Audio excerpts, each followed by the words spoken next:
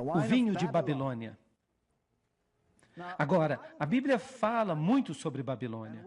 E nós estivemos falando sobre esse assunto nas últimas palestras. E na noite passada, nós falamos de Apocalipse capítulo 13.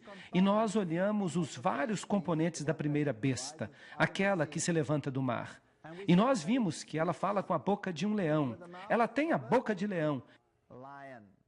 E o leão era símbolo de quê? De Babilônia. Agora, a Bíblia quer também nos advertir que o povo de Deus está em Babilônia e que em algum estágio Deus vai dizer: saí dela, povo meu. Não é isso? Agora, o que seria se Deus dissesse para você: saia de Babilônia, e você não tivesse a menor ideia do que Babilônia é? Isso não seria um problema? Como você sairia dela se você não sabe o que ela é? Então, a Bíblia tem que, de fato, definir Babilônia para nós, para que nós saibamos do que é que nós temos que sair. E nós olhamos alguns indícios, pistas, já vimos isso. Nós identificamos alguns dos componentes de Babilônia. E um dos principais componentes, aquele que contrafaz o Filho de Deus, que está no lugar do Filho de Deus, porque Babilônia significa Babe, portal para o conhecimento, para a sabedoria, para Deus. E a palavra Babilônia como um todo significa confusão. Então, essa palavra nos diz que há uma outra forma de salvação além de Jesus Cristo. E a besta a que ela se refere, o poder do chifre pequeno, forma um componente muito importante. É o falso Cristo, aquele que está no lugar de Cristo, o anticristo. E, portanto, se esse poder será seguido por todo mundo, e na noite passada nós vimos que o mundo inteiro se maravilhou após a besta, ou foi impressionado pela besta, sim, todo mundo. Então, quão proeminente deve ser esse poder? O que ele representa? Por que Deus o condena com palavras tão fortes? Eu vou lhes dizer por quê. Porque é um sistema contrafeito. É um sistema de contrafação que tenta vender a si mesmo como se fosse uma coisa real, quando de fato é um sistema falso. A Bíblia nos diz: nada tem de que ver com as obras más das trevas, mas em vez disso, expõe essas obras. Efésios. Então vamos dar uma olhada em por que esse sistema é chamado de Babilônia e que papel proeminente esse poder que é a besta, que nós tristemente identificamos como papado, que papel desempenha nessa trindade babilônica.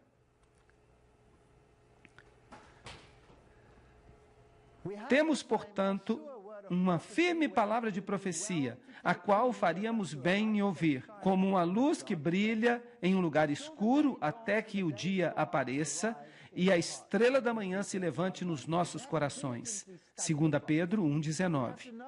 Nós temos que estudar diligentemente as profecias. Nós temos que saber o que vai acontecer por trás do palco. Nós temos que saber por que Deus diz essas coisas. Jeremias 51, 6 e 7, falando sobre a Babilônia literal, diz: fugir do meio de Babilônia, e que cada homem entregue a sua alma. Agora, o tipo, a Babilônia literal, é o nosso manual para nos dizer por que Deus também chama essa confederação do tempo final de Babilônia. Não sede apanhados em sua iniquidade, pois este é o tempo da vingança do Senhor. Ele lhe dará a recompensa. Portanto, esse sistema é um sistema enganador, é uma religião falsa e leva as pessoas para a perdição. Babilônia se tornou uma taça de ouro na mão do Senhor e fez com que toda a terra se embebedasse. As nações todas beberam do seu vinho. Em outras palavras, as nações que beberam o vinho de Babilônia, elas ficam malucas. O vinho na Bíblia. Agora, se Jesus é a videira então o vinho que vem da videira deve ser o que ele fala, deve ser o seu fruto, deve ser as suas doutrinas. Portanto, Babilônia tem doutrinas falsas. Agora, nós vamos lidar com as falsas doutrinas hoje à noite. Nós vamos ver por que a Bíblia define este sistema como Babilônia. E para fazer isso, nós vamos fazer uma visita à antiga Babilônia. É por isso que ela era chamada de Babel, porque lá o Senhor confundiu as línguas do mundo inteiro. Gênesis 11, 7 a 9. Isso tem sido um espinho na carne do diabo desde essa época. Quando eles estavam construindo a Torre de Babel para unificar a apostasia em relação a Deus, porque Deus havia dito que jamais destruiria o mundo com um novo dilúvio, eles então construíram uma torre, em caso Deus tentasse alguma coisa parecida no futuro. Então Deus separou as nações. E isso foi uma coisa essencial para a nossa salvação. Porque ao separar as nações, essa constante tensão no planeta levaria as pessoas a buscar a Deus. Porque se vocês são ameaçados uns pelos outros, vocês buscam a Deus. E Deus pode ficar nas mentes dos homens. O diabo não gosta da separação. Ele quer um sistema unitário pelo qual todos o adorem. E então se seguiu outro anjo dizendo, agora este é o livro do Apocalipse. Caiu Babilônia, aquela grande cidade, porque ela embebedou as nações com o vinho da ira da sua fornicação. Apocalipse 14, 8. Portanto, em outras palavras, aqui você tem um sistema que está vendendo vinho, que está cheio de fornicação, que é a apostasia para com Deus. Agora, se você está se apostatando de Deus, a quem você está servindo? A outro poder, a outro poder. Ele também tem uma roupa. Ele se apresenta ou sob uma forma, ou sob outra forma, ou sob a forma que ele quer se apresentar. Mas em qualquer forma que seja, não é o modo de Deus, é o seu modo. Então, aqui está um sistema falso que foi estabelecido. Agora, Apocalipse 16, 19 nos diz, e a grande cidade, se referindo à Babilônia espiritual, não pode ser a antiga Babilônia, porque Deus diz que a antiga Babilônia nunca seria reconstruída. Ela serve apenas como tipo, e um tipo, por definição, é sempre menor do que o antítipo. O cordeiro representa Jesus Cristo. Então, o cordeiro é apenas um pequeno exemplo do antítipo, que é maior e mais proeminente, que é o próprio Cristo. Babilônia, o tipo, permanece para aqueles que se apostatassem contra Deus. E numa escala maior e mais ampla no final dos tempos. Representa todos aqueles que formam uma confederação para se oporem a Deus. Jerusalém serviu de tipo. De todos aqueles que seguiriam a Deus e buscariam uma salvação através do Cordeiro. É isso que é a tipologia. Então, aqui nós temos esta grande cidade que foi dividida em 3 partes. Agora, nós sabemos que Babilônia tem 3 componentes. Então, nós vamos lidar com cada um desses 3 componentes nesta série de palestras. Então, não perca nenhuma palestra. E as cidades das nações caíram, e Deus se lembrou da grande Babilônia para lhe dar a taça do vinho da sua ira. Então, se você permanecer em Babilônia, você vai ter que lidar com este lado da questão. Deus há de lhe conceder uma recompensa. E eu vi 3 espíritos imundos como rãs. Isso é pesado. O espírito que atua em Babilônia consiste de 3 espíritos imundos. E eles saíram da boca do dragão, isto é, Satanás. Porque a Bíblia define o dragão como Satanás em Apocalipse capítulo 12. E da boca da besta, o Apocalipse nos diz acerca da besta. E nós já lidamos com ela em pormenores. O poder do pequeno chifre, de Daniel capítulo 7. E a besta que sai do mar, Apocalipse capítulo 13. E nós, tristemente, tivemos que identificá-la como papado. E da boca do falso profeta, vocês sabem que, em outras línguas, esta expressão fica muito mais clara. Se você pega o alemão, por exemplo, então é Und ich sah aus dem Mund das Drachen und aus dem Mund des Tiers und aus dem Mund des falschen Propheten. Se você consegue entender o que eu falei, há uma palavra mais dura e uma palavra mais suave para a palavra boca. E o dragão e a besta, eles recebem a palavra mais dura para a boca. E o falso profeta recebe a palavra mais suave. Agora, o falso profeta são todos aqueles que conheceram a verdade, mas voltaram para o sistema matriarcal da igreja. Pois eles são os espíritos de demônios que operam milagres. E nós olhamos os milagres na última noite. E esses milagres enganarão as pessoas, que saem até os reis da terra. Aqui está se referindo aos sistemas políticos do mundo. E qual a proporção do mundo? O mundo inteiro, a fim de reuni-los para a batalha do grande dia do Deus Todo-Poderoso.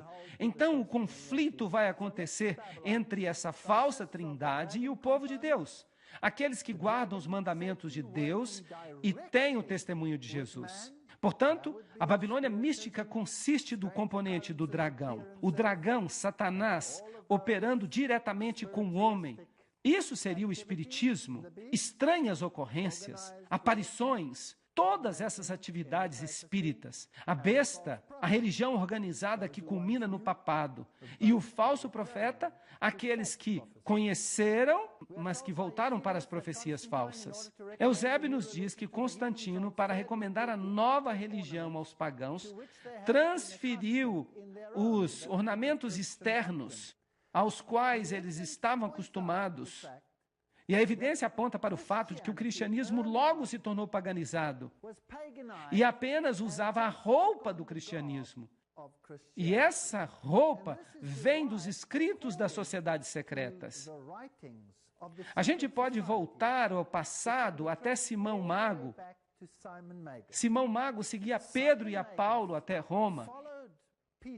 E ele era um mágico. Ele era um sacerdote pagão que colocava uma roupa de cristianismo porque ele queria ter aquele poder, e Pedro o repreendeu. E esse Simão Mago, porque o nome Simão também significa Pedro, ele o seguiu até Roma. E essa mistura oculta entre o paganismo e o cristianismo encontrou guarida ali. E ele se tornou o PTR.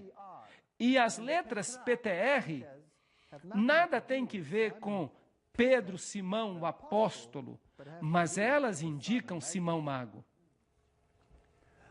Eu sei que depois que eu partir, lobos famintos virão entre vós e não pouparão o rebanho. Mesmo no nosso meio, homens se levantarão e distorcerão a verdade para extraviar até os discípulos. Os ensinamentos de Mago, do Simão Mago, eles vieram de Samaria, eles eram cabalísticos em natureza. E do cabalismo veio o gnosticismo. E o gnosticismo é o ensinamento de que o Messias é Osíris. Portanto, as antigas mitologias do Egito, que vieram do livro dos mortos, que vieram de Tutmoses III, que foi o próprio faraó que entrou em conflito com Moisés, que era o sumo sacerdote do ocultismo e do paganismo. Essa religião de Osíris e Ísis, a deusa, essa religião, como podemos dizer isso? Esta mistura religiosa de coisas humanas e divinas, essa adoração androgênica, porque as divindades eram tanto masculinas quanto femininas, elas eram intercambiáveis. Essa religião é que foi trazida para dentro do cristianismo. Agora, os deuses antigos, se nós queremos encontrá-los na moderna Babilônia, nós teremos que olhar na antiga Babilônia. Os caldeus adoravam Bel ou Merodach, e então havia Nino, o filho. E o filho era também adorado como Tamuz, e as mulheres de Israel gostavam de chorar por Tamuz, porque ele era um Messias artificial e contrafeito. O diabo tinha preparado um Messias antes que o verdadeiro aparecesse, para que o povo não aceitasse o verdadeiro. Como sabemos que Jesus é o Messias verdadeiro? Vocês se lembram da profecia? Vocês se lembram da profecia sobre o Messias? A profecia das 70 semanas.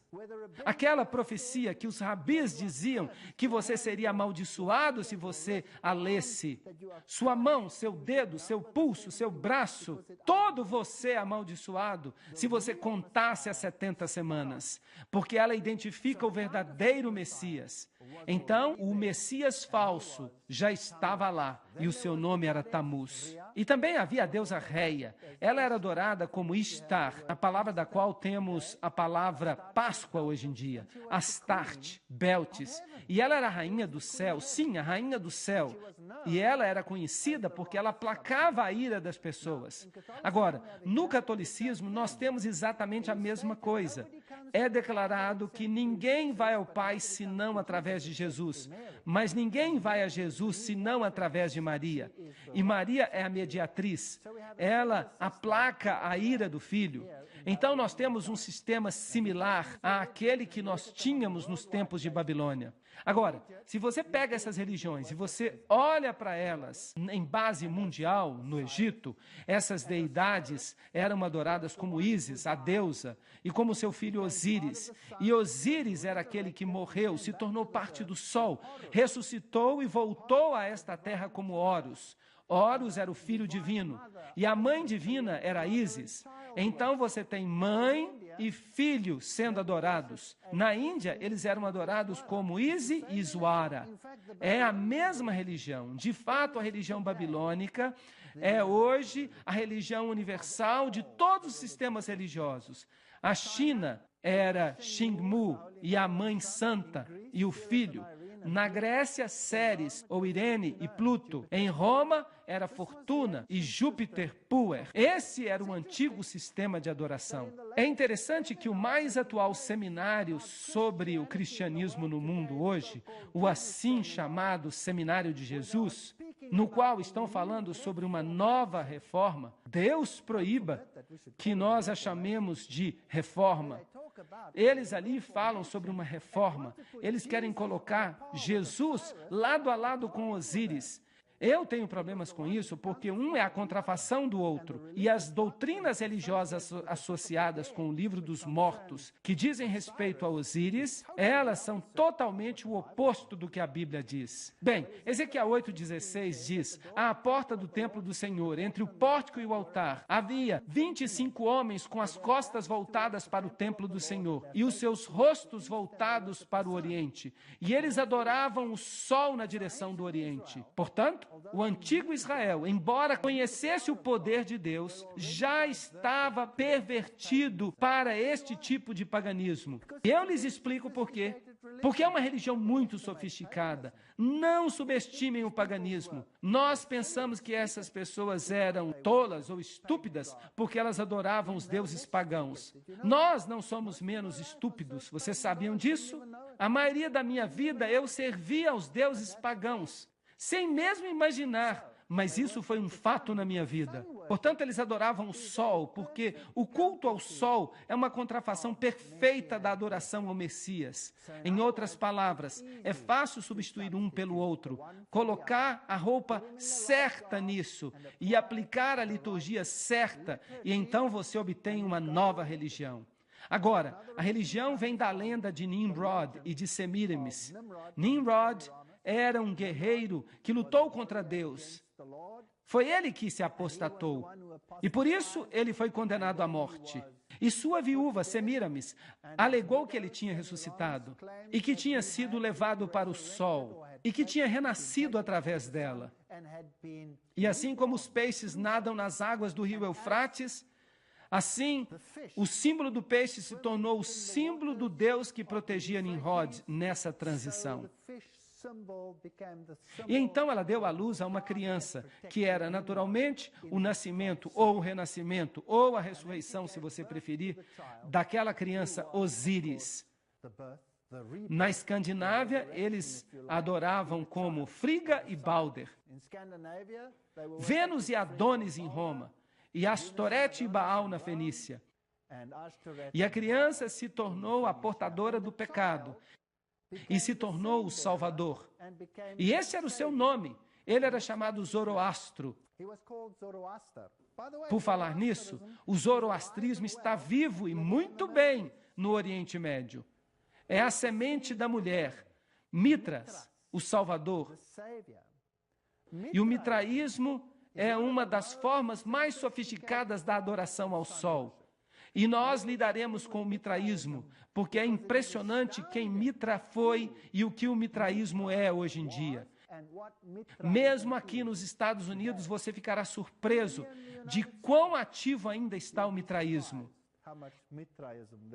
Dionísio também é portador de pecados. Baco, o ramo, Vishna, o homem vítima, Osíris, o rei dos reis. Vocês reconhecem esses títulos? Todos esses títulos pertencem a Jesus Cristo, mas eles foram usurpados por essas divindades pagãs. Agora, se você fosse o sacerdote desses deuses pagãos, então você adorava esses deuses sob muitas formas. Uma das formas mais proeminentes era a forma do deus Dagon. E o sacerdote de Dagon, Dagon, é a palavra egípcia para Deus. Dag é peixe. Então, é a forma de peixe desse Deus. Os sacerdotes usavam uma boina sob a forma de peixe na cabeça e eles também usavam um casaco completo de peixe. E o peixe no Antigo Egito e nas religiões pagãs se tornou o símbolo de Dagon. Nessa forma particular, a egípcia, você tem os chifres do touro. O touro, a primeira letra do alfabeto hebraico, era o símbolo do touro, o Aleph. Isso equivalia ao alfa no Oriente. O Aleph simbolizava o elefante. O elefante se torna o touro do Oriente. E essas criaturas se tornam símbolos do Deus Sol. Portanto, você tem a adoração ao touro e você tem a adoração ao elefante. E os chifres que havia entre os olhos do touro são também o símbolo de uma meia-lua. A lua sob a forma de foice, que se torna um símbolo do ventre da mulher que recebe o renascimento do Deus Sol. Portanto, mais tarde, ele se torna um pouco mais sofisticado e os sacerdotes de Dagon passaram a usar a boina sob forma de peixe e também o casaco, e então mais tarde eles substituíram o casaco de peixe por roupas coloridas, normalmente nas cores escarlate, que é a cor do sacrifício, e púrpura, que é a cor da realeza. Agora, você reconhece que tipo de boina está aqui em cima? Será que as pessoas a utilizam hoje sob outra forma? Sim, claro que sim. Vamos tentar agora encontrar esse tipo de boina entre os achados antigos de Babilônia. Sim, nós podemos achá-la. Esta daqui vem do Museu de Pérgamo. Eu mesmo tirei esta foto. Ali você tem o símbolo do sol e as linhas onduladas, por falar nisso. Linhas onduladas emanando do sol são o sinal do símbolo feminino. Linhas retas são o sinal do símbolo masculino. Através da união das divindades masculina e feminina, você tem o nascimento do Salvador. E aqui você tem os sacerdotes de Dagon caminhando em volta com baldes. Ali estão os baldes contendo água santa. E você tem essas escovas que foram feitas com isopo. E então eles aspergiam as pessoas para lavá-las. Será que esse ritual ainda é praticado hoje? Claro que sim, e mais ainda. Aqui você tem um sacerdote, o sumo sacerdote de Dagon. Ali você tem o símbolo no céu do deus Shamash, que é o símbolo da divindade. Ele tem asas, normalmente as asas de uma águia. Ali você tem o símbolo solar, que são duas estrelas sobrepostas uma sobre a outra, com 8 raios. E se você se encontrasse com o sumo sacerdote, você tinha que se curvar ao sumo sacerdote. E se ele, então, era o representante do próprio Deus, você tinha, muitas vezes, que beijar o seu anel ou beijar até o seu chinelo. Agora, se nós formos a Roma, aqui está o Panteão no centro de Roma. Este é o lugar onde todas as divindades dos tempos antigos eram adoradas. E ali fora você tem esta pequena estátua aqui, onde você tem um cuboide, que é também um símbolo do paganismo, por falar nisso. Então você tem o Aleph ali no fundo, o símbolo do Deus Sol. Então você tem a estrela, que é o símbolo fálico de Osíris. Então, na parte de cima está o símbolo da cruz. Mas nós vamos falar sobre isso mais tarde. Se você vai até o Panteão, você vê coisas interessantes no chão. Você tem quadrados. As divindades pagãs eram representadas ou com o quadrado ou com o círculo. Então, você tem círculos e você tem quadrados. E porque elas eram boas e más, elas representavam os dois aspectos, portanto, você também tem quadrados brancos e quadrados pretos. Agora, se nós vamos até algumas igrejas católicas romanas, você vai descobrir nas catedrais, você vai descobrir o peixe também lá. Este é o antigo símbolo da deusa Astarte. Ali está a boina do peixe com o símbolo da estrela, ou o sol e a meia-lua ali mais na frente. E então você tem uma enorme quantidade de símbolos pagãos disponíveis, muitos dos quais são usados ainda hoje. Este aqui é usado pelo mundo médico e aquele ali é muito interessante. Esse vem do hinduísmo como símbolo da divindade pagã. E havia também o deus Osíris. E aqui você tem alguns símbolos interessantes sobre a boina do Papa. Ali você tem os símbolos principais da divindade solar. Ali estão os 4 raios dentro do círculo. E ali está uma cruz, que é conhecida como cruz maltês, e os cavaleiros de Malta usam esse tipo especial de cruz. E quando você vê essa cruz particular, preste atenção, ela é um símbolo direto da divindade solar. Ela nada tem que ver com o cristianismo. Bem, vamos avançar. Aqui está um dos reis dos tempos antigos. Este é um rei assírio, Sardom. O que é que ele tem ao redor do pescoço? Vocês conseguem ver? Esse artefato está no Museu Britânico. Ali você tem a cruz maltês, que é a mesma cruz que o Papa tem no seu lado. E ele está apontando aqui com o dedo, assim, que é um símbolo daquele. Ele quer dizer a divindade única, o número 1. Que representa o Deus Sol. Ali você tem o símbolo que nós acabamos de ver na mitra do Papa, o símbolo do Deus Sol. Ali há outro símbolo, você tem o quadrado e o compasso que você encontra na maçonaria. Ali você tem a meia-lua com a foice dentro dela. E você encontra esse símbolo em muitas religiões. Ali você tem um símbolo com camadas múltiplas, que é encontrado nas religiões astecas de adoração ao Sol. Esses são alguns dos principais símbolos da adoração do Sol que você pode encontrar em tempos antigos. Mas onde podemos encontrar esses símbolos hoje em dia? Provavelmente no papado. Bem, todos esses aqui estão usando mitras de peixe. Aquelas ali são mitras de Dagon. Vamos até a Basílica de São Clemente, uma das igrejas de Roma. Vamos descer até embaixo. Você vai descobrir que eles usavam um altar que, por um lado, estava decorado com símbolos cristãos e, do outro lado, petroglifos de adoração pagã ao sol. Então, as duas religiões eram adoradas na mesma capacidade, usavam os mesmos lugares, trocavam os altares e, eventualmente, fundiram-se em uma só. A história da igreja nos diz: o cristianismo se tornou uma religião estabelecida no Império Romano e tomou o lugar do paganismo. O cristianismo, como existia na Idade Média, pode ser chamado de paganismo batizado. É muito interessante. Vamos ver o que a Igreja Católica Romana tem a dizer sobre isso. Uma acusação tem sido sempre feita que o catolicismo é incrustado com muitas gravuras pagãs. O catolicismo está pronto para aceitar essa acusação e pronto até para se vangloriar dela. O grande Deus Pan não está realmente morto, ele foi apenas batizado. Então o paganismo está dentro da igreja. E a divindade verdadeira por trás dos bastidores que é adorada não é Jesus Cristo, mas é Osíris, em qualquer forma que ele assuma. Sob a forma de Pan, você o encontra nos bosques. Ele era o Deus dos bosques. Ele era o Deus do medo.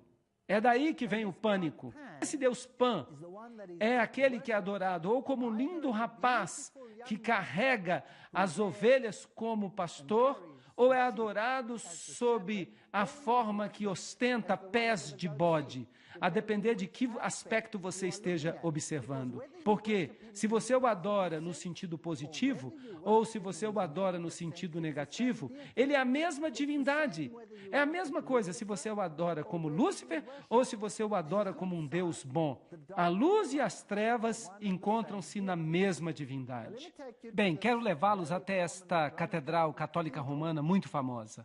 Eu estava procurando esses símbolos em alguma catedral católica romana no sul da Alemanha. E ali eu encontrei o que eles chamam de estátua de Davi. Você pode vê-la ali na frente. Um rapaz carregando a ovelha ao redor do pescoço. E eu fiquei imaginando se essa representação de Davi ou se era a representação do outro. Bem, não é difícil de decidir isso, porque o que ele tem na mão? Ele está carregando a flauta de Pan.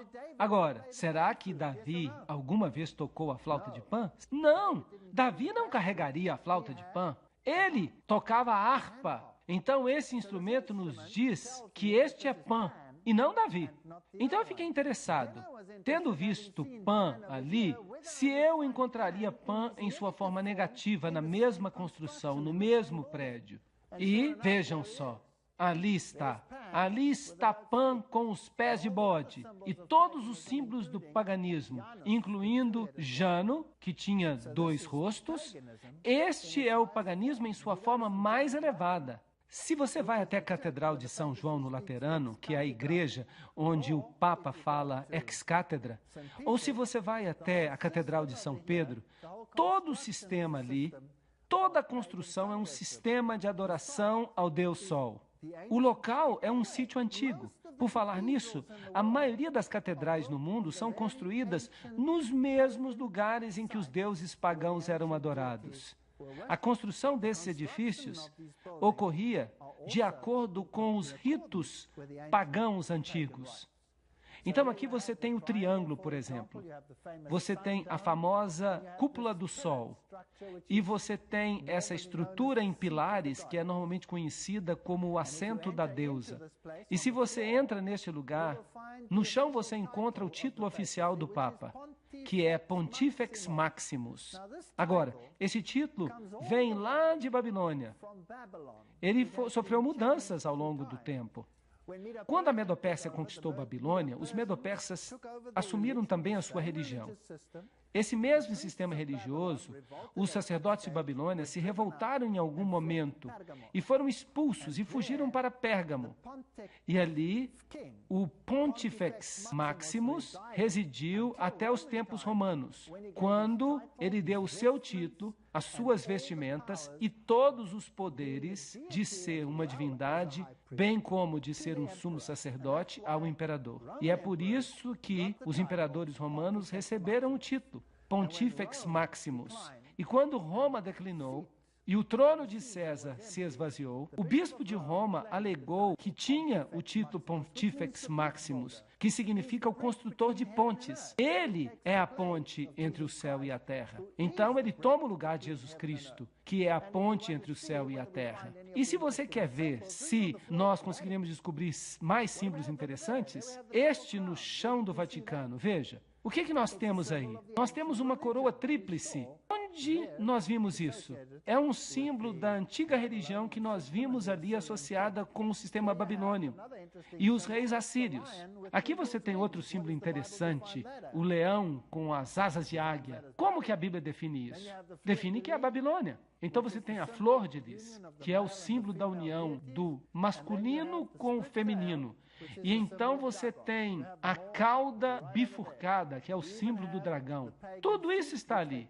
Você tem até o trono pagão, que eles dizem que é o assento de Pedro. Agora, para se qualificar para a salvação, você tem que entrar pela porta. Notem como isso está baseado na verdade, porque o diabo é a contrafação da verdade. Cristo diz, eu sou a porta, ninguém vem ao Pai senão por mim. No paganismo, há 3 portas, uma grande, uma pequena e uma média. Uma representa o masculino, outra representa o feminino e a terceira representa a divindade infantil. Então você tem pai, mãe, filho, se você prefere. Bem, aqui você tem, na antiga cultura boliviana, uma típica porta solar.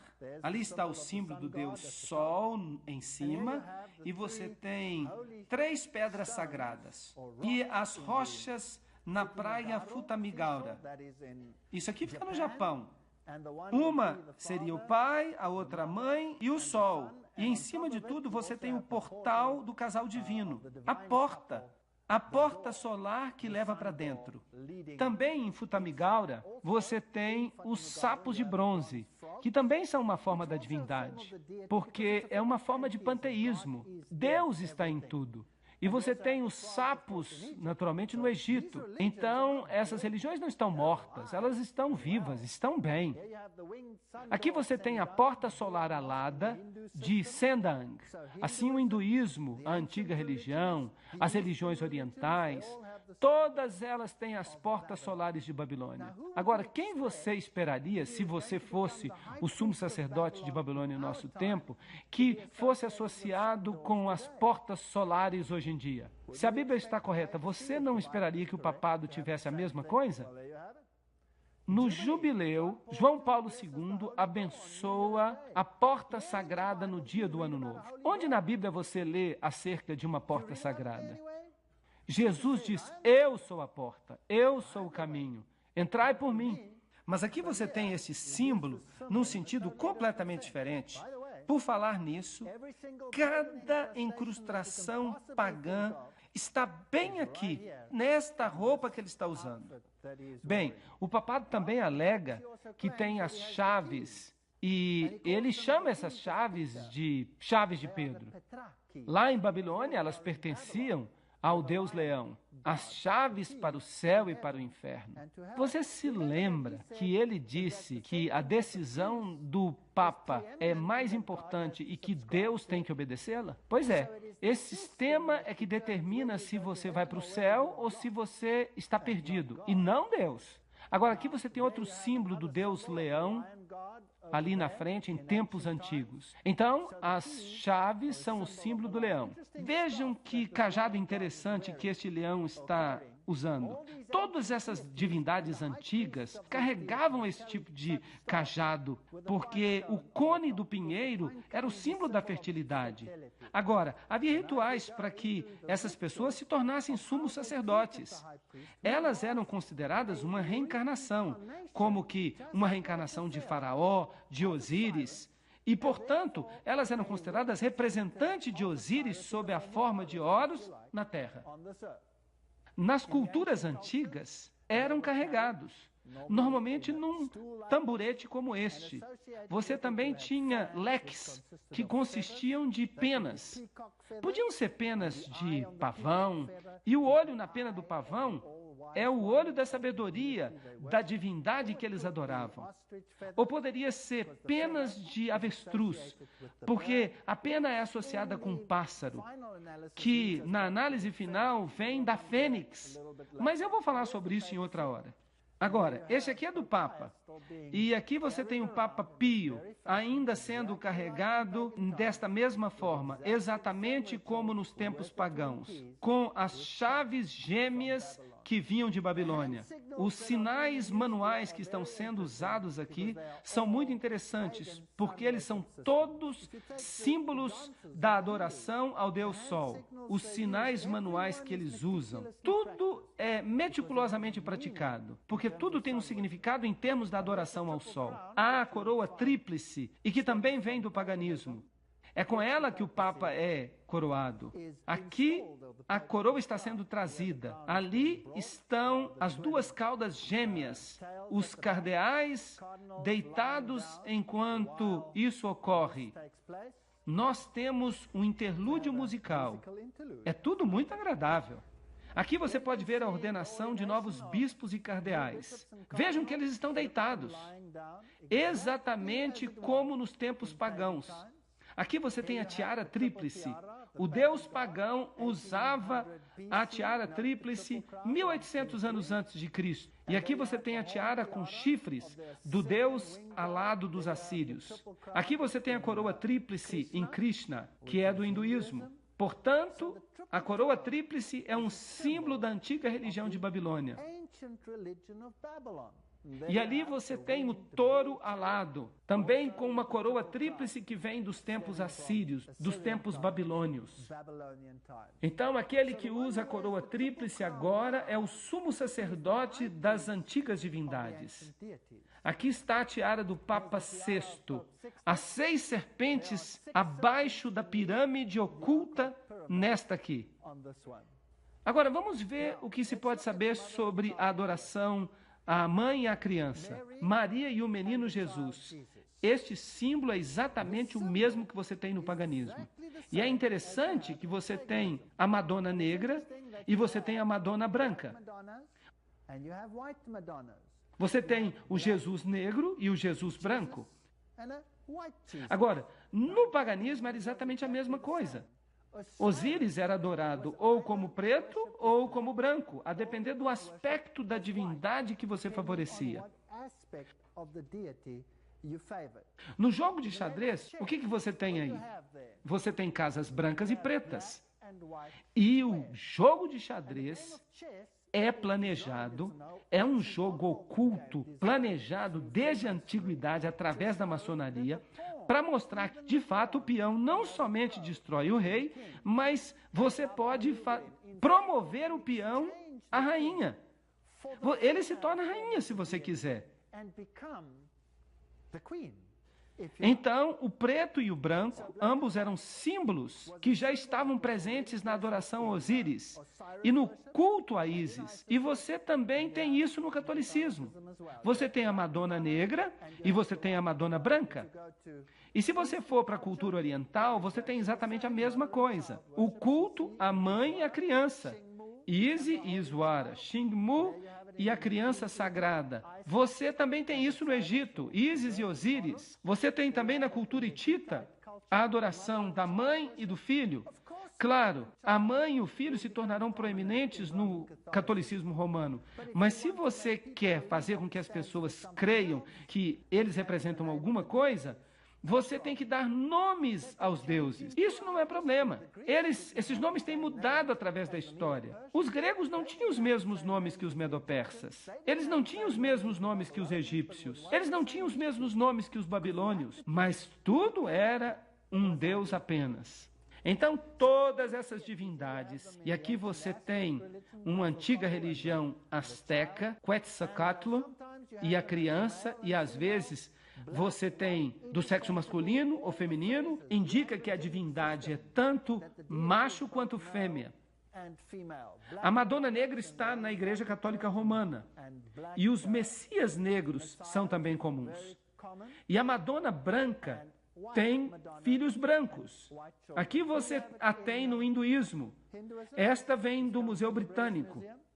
Aqui você tem a mãe, ali você tem a criança sagrada, aquele que vai ser o Salvador. Isso é paganismo.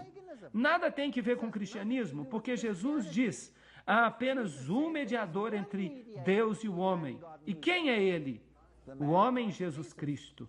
Você não tem outro mediador. Maria nunca vai tomar o lugar de Jesus. Nenhum santo vai tomar o lugar de Jesus. Nós não precisamos de ninguém como mediador. Isso é paganismo, não é cristianismo. Aqui está Ísis em sua forma espírita, quando ela se aproxima dos rituais da nova era. Suas manifestações, nós vamos tratar disso em outra palestra.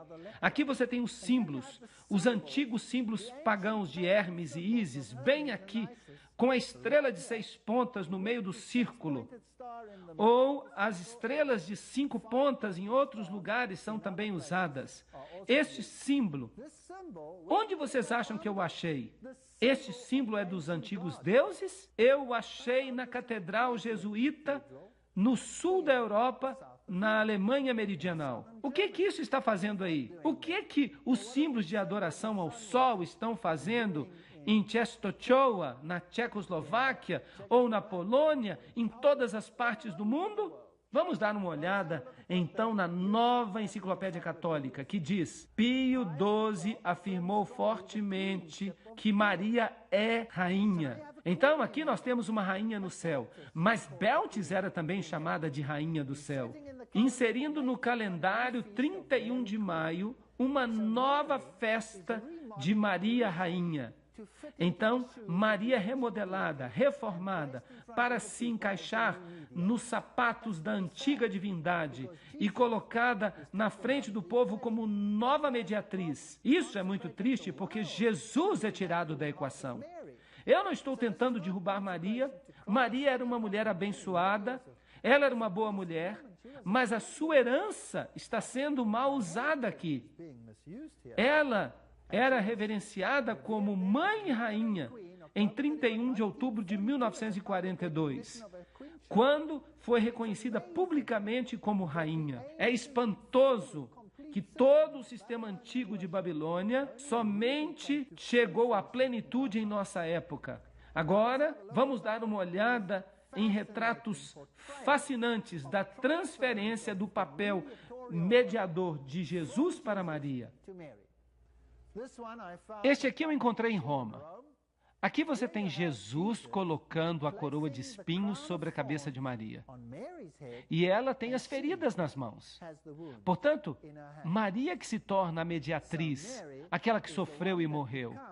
E se alega que através de Maria nós somos salvos, porque Maria é aquela por cuja obediência nós fomos salvos no ponto onde Eva havia falhado.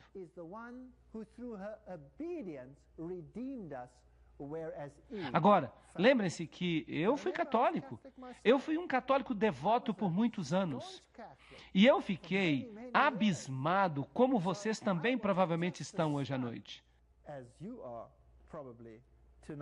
Agora, essa antiga deusa, ela era parte de um rito de fertilidade, e as pessoas oravam para ela buscando fertilidade, amamentação.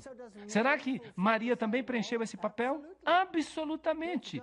Vamos até a Gruta do Leite. Sim, a Gruta do Leite em Belém, muito perto da Igreja da Natividade. Vamos descer comigo até a Gruta do Leite. Aqui você tem um símbolo, está na igreja, mas esta é a figura que eles usam como símbolo. Maria com o seu seio do lado de fora, símbolo de fertilidade. Ela amamenta o filho e as pessoas vêm até esta gruta e vêm aos montes para orar quando tem problemas de fertilidade. Agora, se você olha para o teto da caverna, você encontra essas manchas brancas. Ela é chamada de a caverna do leite, porque as pessoas dizem que essas manchas brancas que você vê aqui são causadas pelo leite de Maria. Porque quando ela amamentou o menino Jesus, o seu leite jorrava e espirrava nas paredes da caverna e fez então essas manchas brancas. É isso que as pessoas dizem. E o Papa reconheceu isso como um milagre autêntico. E há um testemunho do Vaticano que esta é uma situação autêntica de milagre. Eu perguntei para o guia que estava conosco e também era o cantor da Igreja da Natividade. Eu perguntei para ele, com licença, eu estou um pouquinho curioso. Essas manchas brancas que nós estamos vendo na parede, eu as vi em muitas outras cavernas também. Nas outras cavernas, elas também são leite de Maria? Não, não, não. Aquelas são naturais, mas essas aqui são do leite de Maria, percebe? Agora, isso pode parecer um pouco ridículo, mas eu vou mostrar para vocês que o mesmo culto da fertilidade que acontecia em relação às divindades antigas também está acontecendo com Maria. E quando você pensa nisso, isso me deixa doente. Se ela é a rainha do céu, isso significa que ela é a deusa do céu. E aqui você tem uma figura católica em que anjos estão coroando Maria como rainha. E aqui você tem, na entrada de uma outra catedral na Europa, Você tem Maria sendo coroada pelo Pai e pelo Filho como rainha do céu, enquanto os adoradores, ao fundo, não estão adorando nem o Pai nem o Filho. Eles estão adorando Maria. Aqui está uma outra figura em que Jesus olha com aprovação, enquanto os arcanjos estão coroando Maria. E aqui você tem uma outra em que pai e filho coroam Maria diretamente. Agora, não é nem mais um anjo. É o próprio pai, o próprio filho. E aqui você tem o Papa orando na frente da estátua de Maria. E até ele está coroando Maria. Então você tem todo o ritual, você tem todo o sistema do paganismo construído para tornar Maria Beltis, a rainha do céu, aquela que aplaca a ira, aquela que fica em pé no lugar do verdadeiro mediador. Então, nesta figura aqui, você tem o Espírito Santo e mais acima você tem Maria no centro. E se você observa os olhares do discípulo, para onde eles se dirigem? Para cima ou para Maria? Para Maria. Ela se tornou a mediatriz. Agora, será que nós encontramos este símbolo em templos antigos? Claro que sim. Essa divindade feminina também era adorada como pomba. E ali você tem a pomba dupla, que era também um símbolo de duas cabeças, que pode também ser interpretado mais tarde como uma fênix de duas cabeças, ou uma águia de duas cabeças, que é um símbolo interessante da maçonaria, por falar nisso. E aqui você tem o símbolo da ONU, a pomba, que é um símbolo usado pelas Nações Unidas para representar a paz. Aqui está uma outra figura da pomba, símbolo da ONU. E a pomba representa a força mais suave e toma o lugar do Espírito Santo.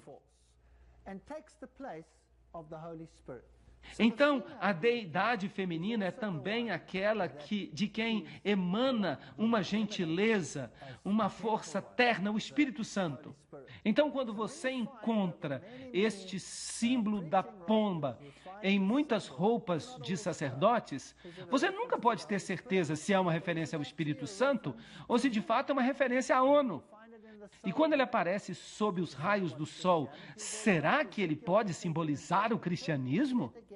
Ezequiel 8, 13 a 14 diz: maiores abominações que farão. E ele então me trouxe à porta da casa do Senhor, e eis ali sentadas mulheres pranteando Tamuz. Percebemos que o antigo Israel foi enganado para adorar a mãe e a criança. E o Israel moderno está sendo enganado. Eu estou falando sobre o Israel espiritual. Está sendo enganado a fazer o mesmo. E é interessante que esses deuses antigos estavam sempre associados com lugares escuros. Eles estavam associados com grutas. A deusa Diana, ela era a deusa da caça. E muitas vezes uma gazela ou um veado eram associados com ela também. E ela também, nas culturas pagãs, emanava da caverna. Ela saiu de uma caverna. E aqui você tem nessas descrições, você tem estátuas dentro de cavernas. Agora, estas estão em catedrais. Esta aqui é uma catedral jesuíta importante na Tchecoslováquia. E ali você tem essas divindades, ou estátuas delas dentro de cavernas. E você tem as letras IHS acima, que hoje eles dizem que significa a seu serviço. Mas é claro que não significa a seu serviço de modo algum. A Igreja Católica diz que ela se refere a Iesus Hominum Salvator, que significa Jesus, o Salvador dos homens. Mas se você pertence ao círculo oculto, você reconhecerá que essas letras significam Ísis, Horus e Seb, a trindade egípcia. Ísis, Horus e Seb. Seb era a divindade escura, ela era o lado negro de Osíris. Osíris e Seb são realmente intercambiáveis. Um é a luz e outro a escuridão. Um é bom e o outro é mau. Se você quiser, você pode adorá-los hoje. Satanismo e a adoração de Lúcifer são a mesma coisa. E é por isso que os luciferianos e os satanistas são sempre bons amigos. Um pratica a luz e o outro pratica as trevas. Os satanistas têm que fazer boas obras para aplacar o seu Deus e têm que sacrificar a seu Deus. Os luciferianos têm que fazer exatamente a mesma coisa. São intercambiáveis. Eles podem se sentar na mesma cadeira. Não importam se adoram o lado escuro ou se adoram o lado iluminado. E isso é assustador, porque você nem sempre consegue diferenciá-los. Bem, se você vai então a essas catedrais antigas, aqui está a Catedral de Colônia, você tem o símbolo de Apolo, o deus do sol, e você tem a lua e as estrelas. O sol, a lua e as estrelas são os três aspectos do deus sol, como Brahma, Shiva e Vishnu. Brahma é o sol nascente, Shiva é o sol no meridiano, Vishnu é o homem vítima, o sol que cai nas águas à noite e se torna Dagon, o deus peixe, ou Poseidon, e se levanta da água é adorado como Poseidon ou como a serpente, sob forma triuna. Nesta catedral aqui você tem um relevo interessante. Você tem um leão com as asas de águia, com o sol nas costas. Um símbolo muito importante de Babilônia. E a Igreja Católica Romana chama este símbolo de São Marcos. Agora, eu acho que você vai ter muita dificuldade para encontrar um leão com asas de águia, com raios solares por trás da cabeça, como um símbolo de São Marcos. O que você acha? Agora, o que ele está olhando? Ele está olhando ali um círculo com uma cruz nele. E este era um dos principais símbolos do Deus Sol. Este era um símbolo de Lúcifer, o símbolo do círculo com uma cruz dentro. Você o encontra em muitas organizações hoje. O outro símbolo, claro, é o símbolo do touro. Lembrem-se que o touro representa a primeira letra do alfabeto. Representa o número 1, símbolo do portador de luz. Lúcifer, também com um raio por trás dele. Eles o chamam de São Lucas, ou Lucas. Também as borboletas são o símbolo do culto da fertilidade. A borboleta vai de flor em flor. As abelhas também são símbolo do culto à fertilidade. Ela também vai de flor em flor em flor. As jovens, meninas, se vocês colocam a tatuagem de uma borboleta no seu ombro, isso tem um significado muito mais profundo do que vocês podem imaginar. Vamos ver se vocês conseguem descobrir aqui o símbolo do touro e do leão. Símbolos de Ísis e Horus. Templo número 3. Ísis é associada com o culto ao touro, e com o culto ao leão, e com o culto à fênix. Ali está a fênix.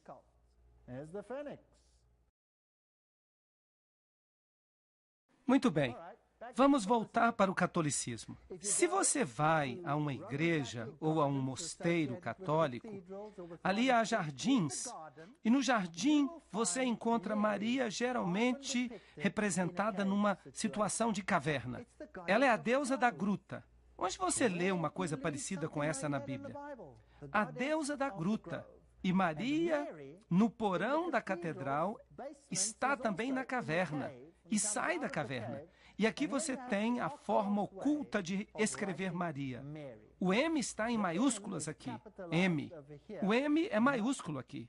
Se você virar o M de lado, ele vira um sigma, que é o símbolo usado no mundo do ocultismo. A maçonaria usa o M também como sua marca principal de identificação. Então você tem o A, que é um triângulo, e você tem um triângulo de 60 graus. 60 graus é um triângulo, 6, 6, 6. O ponto do olho está por cima, no topo, e o ponto se torna o símbolo do Sol. Ele também tem outra conotação, bem perigosa, mas eu vou deixá-la de fora por enquanto. E então você chega a Reia, que é a antiga deusa do Oriente. Aqui ela está em toda a sua glória saindo da caverna. E é interessante que você também a encontra no paganismo em 3 arcos. E você pode vê-los aqui. Agora, eu já mostrei para vocês os 3 arcos dos templos antigos. Nós fomos a um templo e eu mostrei a vocês 3 arcos. E eu disse, esses arcos têm ligação com o paganismo. No catolicismo, você encontra 3 arcos associados com as divindades. E a deusa ou os deuses sempre saem da caverna. E é por isso que na Catedral de Lourdes você tem o Papa orando na gruta. Agora, isso não vale apenas para o catolicismo. Isso vale para todas as religiões pagãs. A deusa Diana era a deusa das florestas. E ela era também a deusa da caça. Então é isso que você tem aqui. No Japão, você tem uma outra festa interessante. Esta é a deusa do sol, Amaterasu, enquanto ela emerge da caverna. Em suas festas anuais, eles celebram essa deusa. Notem que a face dela é pintada de branco e as suas mãos também são pintadas de branco. Quando as pessoas fazem mímica, por exemplo, as pessoas pintam as mãos de branco e pintam os rostos de branco. Esses são rituais antigos que podem ser ligados à adoração do sol. E nós os trazemos diretamente a nossas igrejas nos dias de hoje, como se fosse algo exclusivo, excitante.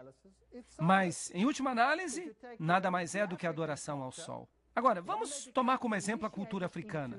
Quando acontece o ritual de passagem da fertilidade para a idade adulta, então eles também pintam o rosto de branco, de barro, e pintam as mãos. Então, é daí que tudo isso vem. E ela é a que esmaga a cabeça da serpente, mas Cristo é quem deveria esmagar a cabeça da serpente. Por ironia, ela não apenas esmaga a cabeça da serpente, ela nutre a serpente. Porque a serpente, através dela, representa a morte e a ressurreição. E é a contrafação da morte e ressurreição de Cristo. Assim, através do feminino, você tem o poder de fertilidade para produzir nova vida. E, portanto, isso tudo tem pesadas conotações sexuais. Encontramos a mesma coisa no catolicismo? Sim, infelizmente. Porque o catolicismo de hoje é a derradeira forma da religião antiga de Babilônia. E, portanto, infelizmente, o papado deve ser o sumo sacerdote dessa religião pagã e oculta antiga. Ali você tem Maria vestida de azul e branco. E ali ela está em pé sobre a serpente como a antiga deusa. E ela está em pé numa meia-lua, que é o símbolo do útero e o símbolo da deidade feminina. Por falar nisso, o azul pode ser a cor da obediência. Se você pega o santuário, o azul é a cor da obediência. Mas se você pega o lado negro do culto, então no outro lado você tem azul e branco, que é obediência e também justiça. Mas se você vira a deidade para o outro lado, então você tem o preto, e você tem a Madonna negra, e ela também tem azul. E o azul se torna a cor da promiscuidade. O azul é a cor da promiscuidade. Você já ouviu falar de filmes azuis? Vejam que os dois lados são adorados. Você tem Maria em pé sobre a cabeça da serpente. Agora vamos ver o que o catolicismo romano diz. Este aqui vem da catedral, a Catedral de Santa Maria na cidade do Cabo. E o pecador diz que aqui está a Imaculada Maria, na presença de toda a corte celeste.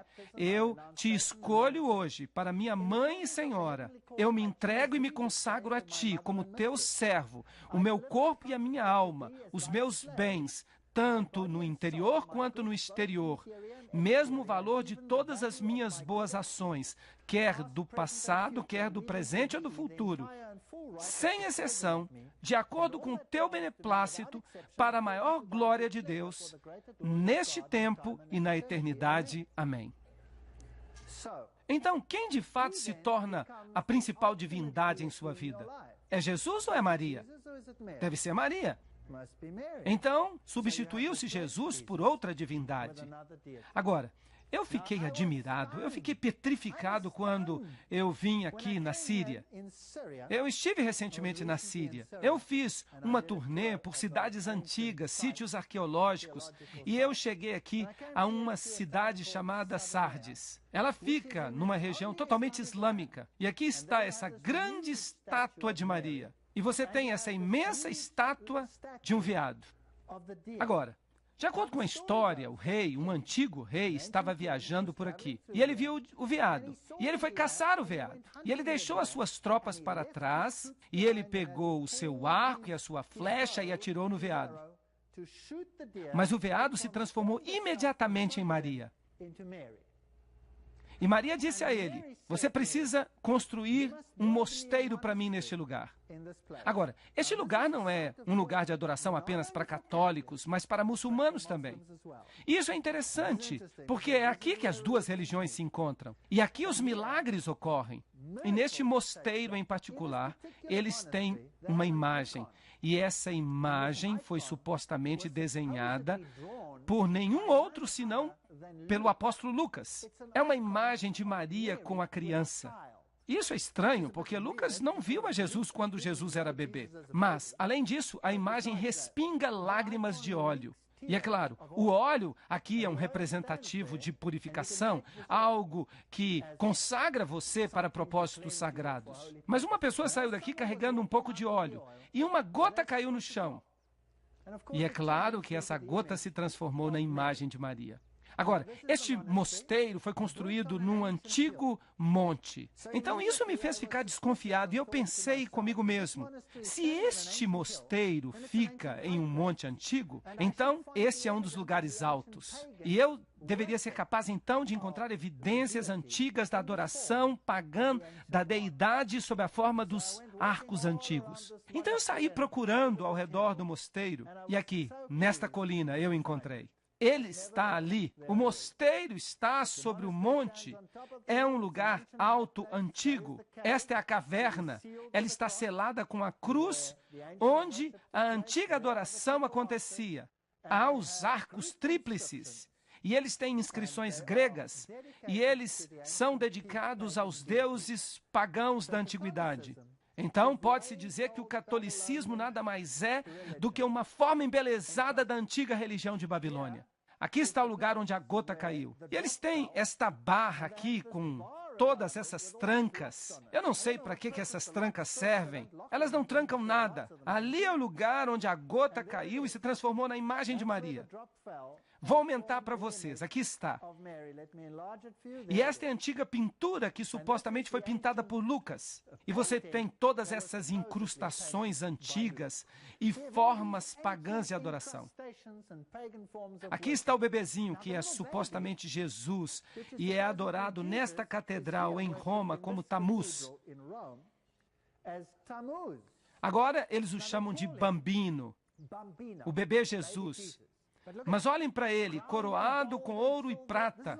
Este é o boneco mais precioso que você pode imaginar. Aqui estão todas as letras que escrevem Bambino. Aqui está, Tamuz. Jesus não veio assim, veio?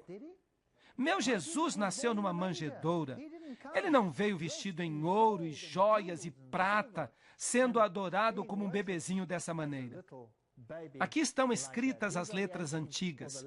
O catolicismo ensina que você pode ser perdoado antes de cometer pecados. Mesmo hoje em dia. E aqui você tem a Santa Escada. E sobre essa escada, o catolicismo faz alegações surpreendentes. Mesmo hoje em dia. Parece inacreditável. Esta é a escada na qual Jesus ficou em pé quando foi condenado por Pilatos. E ele estava com a coroa de espinhos, e o sangue gotejou, e há gotas de sangue, supostamente nesta escada ainda hoje. E eles colocaram pequenas placas sobre elas. Agora você pode se arrastar por essa escada, e se você fizer isso, e se você beijar os lugares onde as gotas de sangue supostamente caíram, então você consegue 90 dias de perdão.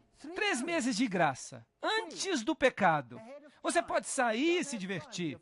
Você tem 3 meses de antecipação. Por falar nisso, de onde veio essa escada? Claro, a escada de Jesus estava em Jerusalém. Como é que ela veio parar aqui? Roma alega, e você pode ler isso ainda hoje, que ela apareceu uma noite transportada por anjos de Jerusalém e chegou até Roma. E ali estava ela em pé, numa manhã, e eles decidiram então construir uma catedral ao redor dela. Você pode acreditar nisso se você quiser. Vamos falar sobre a missa agora. Esta fotografia vem da Igreja de Todas as Nações. E você nota aqui que o altar está sobre uma rocha. Agora, em todas as religiões pagãs, você tem a adoração da rocha santa. E Deus, no Velho Testamento, constantemente nos adverte contra essas rochas santas. O catolicismo está cheio dessas rochas.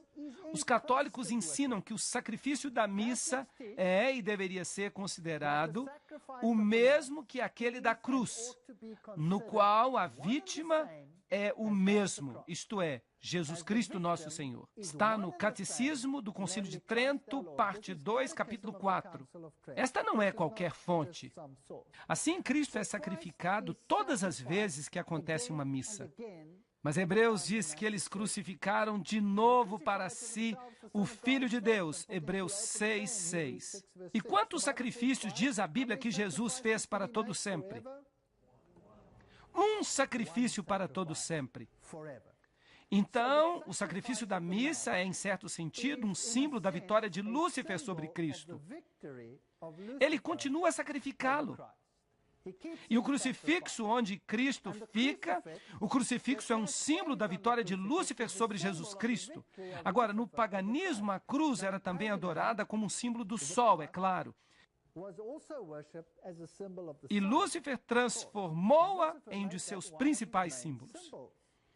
Agora, Hebreus 10:14 diz, com uma oferta, um sacrifício, ele aperfeiçoou para sempre aqueles a quem ele santificou. Se você olha no Vaticano, isso vem do Museu do Vaticano, você tem um anjo que carrega a tríplice coroa que apoia Cristo sobre a cruz, mantendo-o na cruz. Então, o crucifixo, em certo sentido, é um símbolo da vitória sobre Cristo. E comer o pão é um ritual pagão antigo.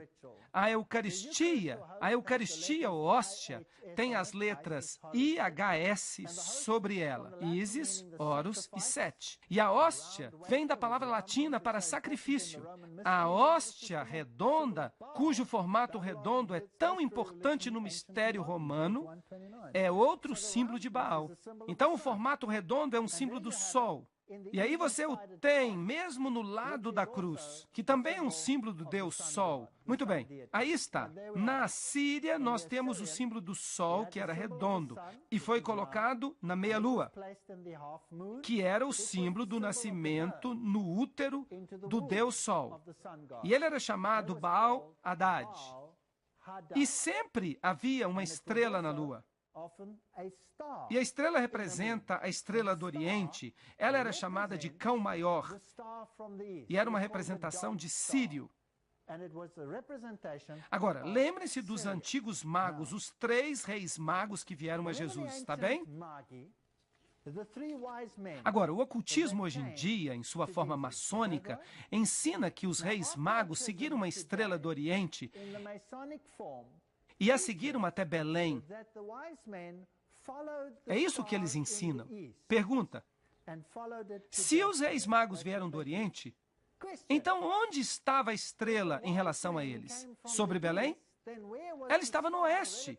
Então, de fato, a estrela que eles estavam servindo não é a estrela que representa Jesus Cristo, mas aquela no Oriente que representa Sírio, Cão Maior, e é um símbolo de Lúcifer, não de Jesus Cristo. Então, esse era o símbolo mesopotâmio antigo de Baal Haddad, a estrela ou o disco redondo. Não importa se é um ou outro. Um é o símbolo de Horus, que é o renascimento, e o outro é a forma de Osíris, que é a forma adulta. Não importa, é tudo uma só coisa. Aqui você tem o símbolo de Osíris, o disco redondo na meia-lua, que é o símbolo de Ísis, ou ali você tem o símbolo de Horus, que é o nascimento do sol, o filho e a meia-lua. Agora, quem é que usa esse símbolo hoje? Que religião tem isso como seu principal símbolo? O Islã. Para o Islã, esse é o símbolo principal. O islamismo e o catolicismo estão lado a lado. Você vai para o Oriente Médio, você vai para os países islâmicos, onde o evangelismo é proibido, onde você não pode fazer prosélitos em nome de Jesus Cristo. Você encontra mesquitas e catedrais católicas, uma ao lado da outra, onde quer que você vá. Quer você vá para Amã, quer você vá para Jerusalém, quer você vá para a Síria. Se você fizer isso, você vai ver a Catedral Católica Romana lado a lado com a mesquita. Por quê? Porque adoram o mesmo Deus, Baal, Haddad. Vejam comigo, aqui está o Papa com a hóstia. A forma redonda que representa Baal. Ali está ele com uma taça. Baco, deus do vinho e da bebedeira. E eles servem vinho fermentado. Mas a Bíblia diz que o símbolo era um pão sem fermento. E, portanto, se o fermento é um símbolo do pecado, então eles deviam usar o vinho sem fermento também. Mas os católicos usam o vinho fermentado e o símbolo redondo, e eles colocam tudo isso junto com a meia-lua. E por falar nisso, nesse mosteiro católico, você tem raios do sol com ondulações e raios retos. Os raios retos representam o Deus masculino. E este aqui tem as letras SFS sobre ele. Agora, na religião de mistério, você tem que descobrir o que essas letras significam. Você tem que entender os truques deles. Aqui está outro mosteiro, a meia-lua. E então, quando a missa é celebrada, no meio da missa, então o disco é colocado ali e você tem exatamente o mesmo símbolo da deidade que é usada no islamismo. Exatamente o mesmo símbolo. E ali está outro com a hóstia. Ali você tem Baal Haddad. Ali também está na antiga cultura hitita. E você tem o símbolo dos pavões, por falar nisso. Aqui você tem a meia-lua. Ali você tem a face de Apolo, o círculo. E então você tem a coroa de louros, normalmente com 13 folhas ao redor dela. Ah, por falar nisso, que poderosa organização em nosso planeta usa esse símbolo? As Nações Unidas. E isso é muito interessante. ONU. Que, por falar nisso, é o nome de outra divindade. Mas eu vou falar sobre isso depois. Aqui você tem Mitra, o mitraísmo. Agora, o Mitra é aquele que mata o touro. E você tem um cão que o ajuda. E ali você tem uma serpente que o ajuda. E você tem um escorpião que pica o touro num lugar muito estratégico. E se você olha para o chapéu de Mitra, que tem esse formato, esse é o chapéu de Mitra, o mitraísmo. Agora, eu quero que vocês olhem para esse chapéu com cuidado, porque na próxima palestra eu vou falar mais sobre isso.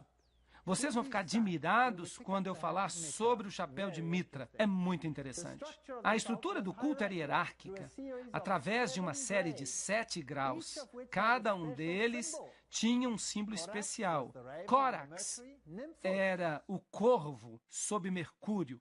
Ninfos foi um neologismo que significava noivo. Esses são os níveis do mitraísmo. Sob Vênus, a deusa. Assim, os sacerdotes de Mitra tinham que ser celibatários, porque eles se casavam com a deusa Vênus como se fossem seu noivo. Será que nós temos um sistema religioso em que os sacerdotes do sexo masculino têm que ser celibatários?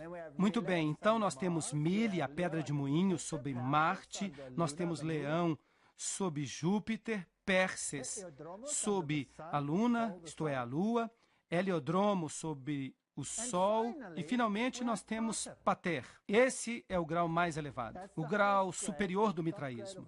O Pai fica sob Saturno e Saturno é o deus do submundo. Saturno é o deus da morte. Saturno é o equivalente do deus Sete na trilogia egípcia.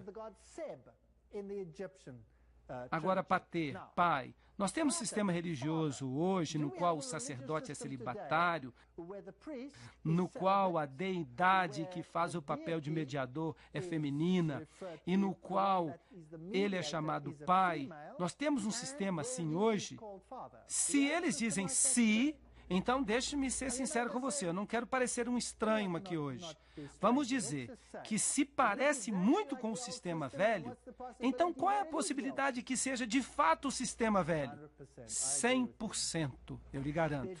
Quando eles adoravam o deus Sol egípcio, Osíris, eles lhe davam uma hóstia redonda exatamente como se faz hoje. E esta hóstia é carregada ritualmente através das ruas no catolicismo, como era nos tempos pagãos. Baal-Hadad, o sistema é um sistema de Roma. Você acha que, na análise final, as grandes religiões do mundo terão qualquer problema de se identificar com o bispo de Roma? Sim ou não? Não, eles não terão nenhum problema, porque sob essas várias camadas de doutrina oculta, o que as massas sabem, o que os que estão dentro sabem, no topo disso tudo só há uma religião, todos servem o mesmo mestre. Agora, não vou ser eu que vou dizer para você a que mestre eles servem, porque vocês poderiam me acusar. Vamos deixar que a Bíblia fala. Quem deu a ele o seu assento, o seu poder, a sua grande autoridade? Apocalipse capítulo 13. O dragão. E quem é o dragão de acordo com a Bíblia? É Satanás. Isso é adoração a Lúcifer.